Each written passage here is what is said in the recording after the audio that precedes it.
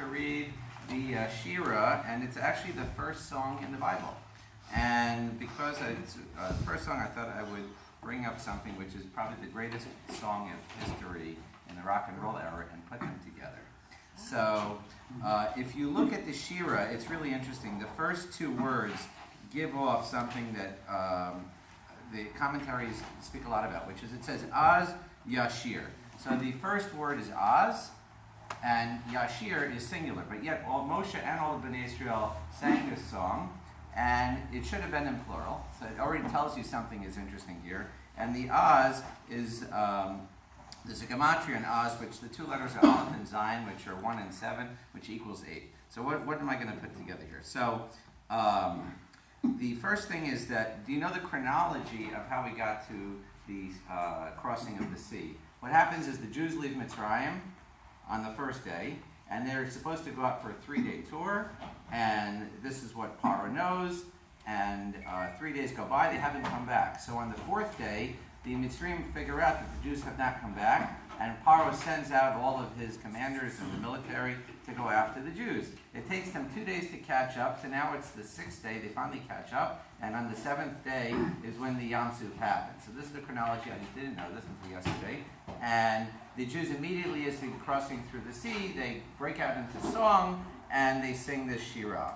And the commentaries say, so a couple of things are, number one is, what is the singularity of it? The idea of the song is that it's a personal experience. Even though they were singing communally, there's this midrash that says all the souls were at Sinai, even including ours. And if you think about like string vibration theory and quantum mechanics, it kind of makes sense that they tapped into this energy in the world that's that you can only access through a musical feeling.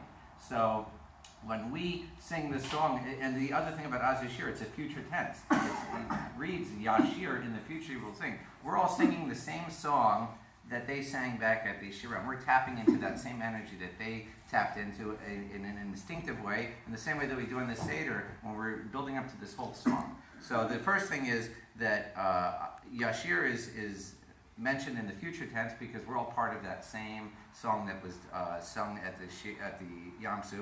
The second thing is it's done in a singular tense because as much as we were singing communally, song is a personal experience. So we have to find that own music within us, and that's the second thing. The third thing about the Az, about the number 8, is that the idea is that this was the 7th day, and they were going now the next day into a new existence, which is what they think of as the 8th day. It's surpassing the physicalness of the 7 days of the week and going into this idea of the 8th day. So the last part of it is bringing in Led Zeppelin, Stairway to Heaven, number 1 song of all time, right? So what are the last words of the song? It says, if you listen very hard, people come on, you don't know the last, the come will come to you at last.